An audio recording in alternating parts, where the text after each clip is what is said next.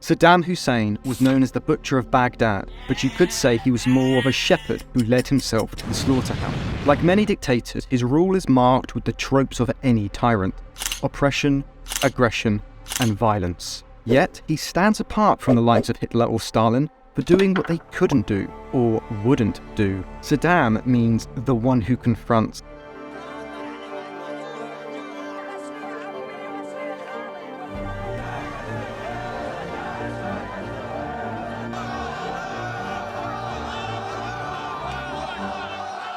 So it's a fitting name for a man whose time at the top was marked with backstabbing, wars, and invasion. On my orders, coalition forces have begun striking selected targets of military importance to undermine Saddam Hussein's ability to wage war. Thankfully, his reign of terror finally ended when he was forced into exile and found hiding in a tiny dugout on a secluded farm. But was his end out of the blue? Or had there been signs that it was a long time coming? Whatever you think you know, we promise there's more to Saddam's story than meets the eye. So it's time to learn how history works as we uncover Saddam Hussein's rise to power and fall to madness. Saddam Hussein caused problems before he was born, on the 28th of April 1937. His brother and father had died of cancer in the months leading up to his arrival, and his broken-hearted mother believed the unborn child had cursed her. She claimed Satan was in her belly and tried to abort the baby, and even tried to take her own life. Things didn't get better once he was born. His mother abandoned him, and he was forced to be taken in by an uncle. He would return home when his mother remarried, but according to a CIA profile, Saddam would be regularly beaten by his stepfather. Apparently, the vicious beatings were used to wake him up. This early childhood trauma might explain how Saddam eventually became a full-fledged masochist. By the time Saddam was 10 years old, he had had enough, so he fled to Baghdad. Unlike his village near Tikrit, the city had roads and electricity. Most importantly, Saddam now had a father figure, his uncle. His uncle was a devout Sunni and a veteran of the 1941 Anglo-Iraqi War, which meant Saddam's blossoming interest in violence would soon receive a political greenhouse to grow in. Iraq had been changing a lot since the Ottoman Empire fell at the end of World War I. The British thanked the Hashemite family for joining the Arab revolt against the Ottomans, and so installed them as a monarchy in the newly crowned Kingdom of Iraq on the 23rd of August 1921. But there was criticism of it being a puppet monarchy. So, in 1941, the anti-British and pro-Axis politician Rashid Ghalani worked with Nazi Germany and Fascist Italy to overthrow the king. A month later, a British-led military alliance forced Ghalani from his throne and reinstated the Hashemite family. This means Saddam's formative years were ones of coups and political uncertainty. But Saddam's uncle was a devoted teacher. Not only did he send Saddam to a nationalistic high school, but he also wrote political pamphlets at home. One had the catchy title of "Thee whom God should not have created, Persians, Jews and flies." It might not have had the catchiest title, but Saddam would make sure that under his reign, plenty of children would be forced to read it. Whether at school, at home or in the village, Saddam was exposed to a hotbed of political and religious ideology. It is perhaps not surprising that he would take an interest in politics. Though he did study law for 3 years after high school, the 20-year-old would drop out of his course to join the revolutionary Pan-Arab Ba'ath Party. It was the same party his uncle was part of, which meant Saddam was now wholly dedicated to learning its ideology, which included a desire to become a one-party state. This was a time of revolution. Egypt's Nasser was galvanizing grassroots movements for Arab nationalism. At the time, there were only 300 members in the Ba'ath Party, but soon, numbers would grow, and Saddam's familial connections would bring him to the top. The start of his rise to power happened just 1 year later, with a coup d'etat that removed the royal family once and for all. The July 14th revolution took place in 1958 and was led by Abd al-Karim Qasim. He ushered in the Iraqi Republic, but would not remain in power long. In his cabinet were Ba'ath Party members, who were growing angry that the guy they helped get in power was backtracking on his pan-Arab policies.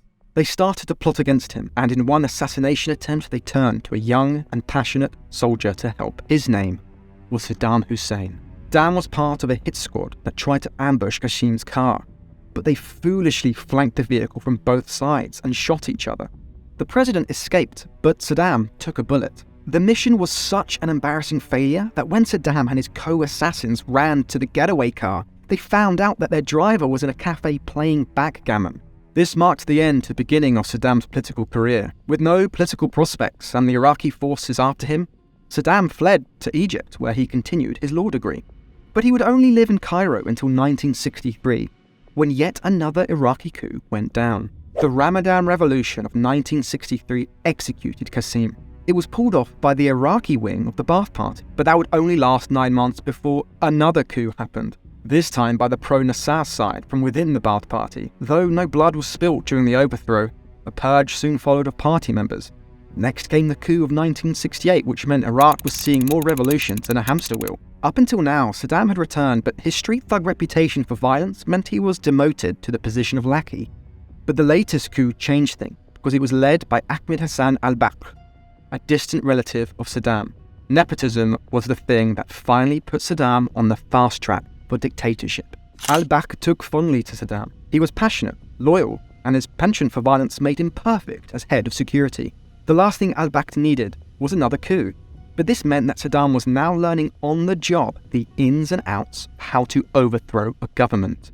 This would help him grasp power, and would also help him to keep opponents at bay. Saddam excelled at violence. Though pulling nails and teeth was seen as undignified by al-Bakr, Saddam was a gifted and creative torturer. Unlike other dictators, Saddam personally performed violence on prisoners. He had such a love for it that he perfected 107 different methods of interrogation, including lashing, electrocution, water submersion, and burning the eyes of victims with cigarettes. To help him on the street, Saddam recruited tough, uneducated young men from his own tribe. This was textbook street gang stuff. He showered the village boys with cars and money and homes to win their loyalty, while playing the gentleman with superiors in government. In fact, he was so good at beefing up security that he was promoted to vice president. He was the rising star of the Ba'ath Party and just one chair away from leading it. But Saddam was a patient man. Any talented torturer needs to be. And with the president's trust, his loyal security network, and his invaluable knowledge in the art of the coup, Saddam just needed to bide his time until he became supreme leader. Bit by bit, Saddam started spreading rumors of the president's ill health until July of 1979, when he marched into al-Bakr's office to give him an offer he couldn't refuse: resign for health reasons now, or suffer the consequences. With the metaphorical pointing of a gun and the waving of an ink pen, Saddam was now ruler. But what came next was perhaps the most shocking display that any dictator has ever put on. We don't have video footage of Hitler's Night of the Long Knives or of Stalin's Great Purges, but we do have news footage of the moment politicians realized that Saddam was here to stay. A week after forcing al-Bakr to resign, Saddam calls a meeting. None of the politicians know what the meeting is about, but when they enter the assembly, they see television cameras, and Saddam sitting there, smoking a cigar. Then a man approaches the microphone. This man was the former president's secretary, who foolishly showed skepticism of Saddam's claim to power. So, he had to be made an example of. Believing that his life would be spared, he read out a false confession claiming to be involved with a conspiracy against the party. He claimed that the other co-conspirators were in the room. Whenever a name was read from the list, security forces escorted that man outside. Slowly, but surely, the assembly realized that these men were being taken directly firing squads, and that the list would go on and on and on. In a desperate bid to save their skin, men started to stand up one by one and proclaim loyalty to Saddam. They honored him and swore allegiance. And while Saddam watched his power consolidate, and the fear spread throughout the room and across the country of Iraq, calmly smoked his Cuban cigar. Like any dictator worth their salt, Saddam used nationalizing to secure funds and distribute it to the poor. He nationalized the oil industry and paid for schools, hospitals, and roads. Raising literacy and quality of life may be a good thing, but this Robin Hood tactic is a mind game for tyrants to secure popularity. Years earlier, anti-Semitism was at a high following Israel's victory in the Six-Day War. So, Saddam publicly executed 14 people who were falsely accused to have been intelligence agents. Of Saddam's regime, his thugs prepared to kill their own people, the parading of prisoners of war, and now the release of those pictures of executed British soldiers. This proved to people what would happen if they went against Iraq. And now that the man who pulled it off was in charge and giving them cash, you can understand how easy it was to buy their silence. People were terrified of him, and if you didn't rock the boat, the system was a good place to live in, and he made sure people knew it. Portraits of Saddam were erected and mandated by law in schools, cafes, and even homes. But he was also generous. Every year on his birthday, Saddam gifted the Iraqi people a new statue of himself. But then the Iran Revolution happened, which threatened Saddam's regime. The Ayatollah Khomeini was a Shiite Muslim, just like most Iraqis. But Saddam and his government was Sunni, so Islamist revolution in the neighbouring state was a threat, especially when Khomeini was telling Shiites to rise up. Saddam had to nip this in the bud, but he also wanted to humiliate his neighbour. After all, his uncle had explained that Persians were the historical enemies of the Arabs. The fact that Iran was 3 times the size and fueled by recent zeal did not discourage Saddam from believing he could win the war in just 3 weeks.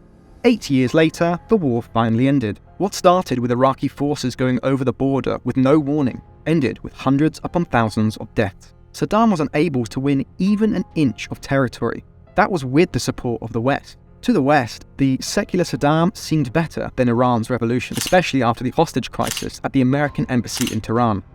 It was a classic case of my enemy's enemy is my friend, but no doubt Saddam and the West had a bad taste in their mouth when they agreed to work together. Saddam secretly built a chemical weapons facility to produce a nerve agent that even Hitler refused to use. You know you're a nutjob when Adolf Hitler has the moral high ground. And they turned a blind eye again when Saddam used WMDs on Iraqi people. Saddam had problems with the Kurds in northern Iraq. As a distinct ethnicity and culture with their own language, the Kurds wanted an independent state. Saddam wanted them gone. In March of 1988, Saddam dropped nerve agent on Al Anfal, killing between 50,000 to 100,000 people. The sights of bodies of children and mothers cradling babies lying in the street did little to dismantle Saddam's power. This is a regime that has something to hide from the civilized world. States like these and their terrorist allies constitute an axis of evil, arming to threaten the peace of the world. Only 4 nations recognize this as an attempted genocide: Sweden, South Korea, Norway, and the United Kingdom. But Saddam had already shown disregard for Iraqi life during his war with Iran. In a bid to root out rebels hiding in reeds, he drained the marshes, thereby eradicating the ecosystem and way of life for marsh Arabs. Saddam's disregard for the Iraqi people went into overdrive following the ceasefire with Iran. His nation was in ruins from the war, but he splashed money on vanity projects and more statues. His name was on everything: airports, stadiums, museums. It was like a franchise. He was so detached from reality that he even proclaimed himself victor in the Iraq-Iran war. However, the one thing he couldn't ignore was the debt he'd run up. He owed $40 billion to Kuwait and Saudi Arabia for the money he borrowed to fund his lost war. So, what did he do when Kuwait knocked on the door, politely asking for their $15 billion back? He invaded them. Word that Iraq has invaded neighboring state of Kuwait, with fighting reported along the border. The residents say that they were awakened by machine gun fire and heavy artillery. The coalition against Saddam's invasion of Kuwait was bigger than the coalition against Nazi Germany and Imperial Japan. Even Egypt and Syria teamed up with the US and Russia to kick Saddam out. By now, anti-Saddam sentiment was reaching boiling point back home. Iraqis, Kurds, Shiites, and marsh Arab tribes rose up. But the coalition stopped short of removing Saddam, so he was able to squash the rebellion in his home country. "The Americans are scared to fight me in Iraq," went his propaganda machine. He declared victory once again and celebrated with even grander displays of vanity. Not even tough UN sanctions on oil sales and imports could persuade him to spend money on food and medicine for the people of Iraq. And why should he? He hated the UN. When weapons inspectors came to see if he had complied with the demand to dissolve his WMD program, they were refused entry into facilities, with some inspectors even admitting that Iraqi officials tried to bribe them into writing clean reports. All this is to say that the world was growing tired of Saddam, especially the Iraqi people. By the time 9/11 happened, it was becoming clear that terrorists were traveling on Iraqi diplomatic passports. The writing was on the wall. Even Gaddafi helped uncover dirt on Saddam by providing evidence that Saddam's regime was buying missiles from North Korea. Iraqi rebels had also warned that weapons had been smuggled out of Iraq and into Syria by the time NATO forces arrived. Thankfully, Saddam would be stopped before he got a chance to use them. 3 weeks into the invasion, statues of Saddam fell. Oppressed and tormented for the last 23 years, hate Saddam Hussein. From there, it was just a short time until military intelligence discovered Saddam hiding in a tunnel in a farm close to his hometown. Saddam was tried for war crimes against humanity and found guilty. But in a last act of egotistical defiance, he refused to eat his final meal or wear the hood at the gallows. He was allowed to say his final words at his execution. But before he could finish his tirade, the hangman flipped the switch and Saddam left this earth once and for all. Hello, Satan! Saddam. Should they have done that, or did he deserve it? With so much to talk about with this controversial figure, we're sure you have things to say. If you liked this video, then check out our other video on Gaddafi to see where his own story is the same and different to Saddam's rise and fall. Be sure to leave a like if you want more biographies of dictators, and share this with someone interested in Iraqi history. We'll be back soon with a video, but don't forget to subscribe to How History Works.